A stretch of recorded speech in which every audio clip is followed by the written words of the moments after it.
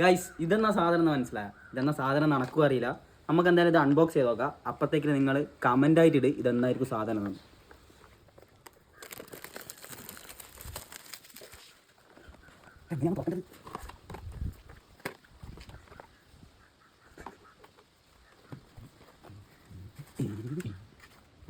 Guys ഇത് കണ്ട കറങ്ങുന്ന ഹെലികോപ്റ്റർ. ഇത് കാറിൻ്റെ ഡാഷ്ബോർഡിൽ വെക്കേണ്ട സാധനമാണ്. ഇത് സോളാറിൽ ഓപ്പറേറ്റ് ആകുന്നതാണ്. കിട്ടുന്ന സാധനം 300 റുപ്യക്ക് ഫ്ലിപ്കാർട്ടിൽ നിന്ന് വാങ്ങിയതാണ്. അതിൻ്റെ അപ്പുറം തന്നെ ഒരു സ്പ്രേയും ഉണ്ട്.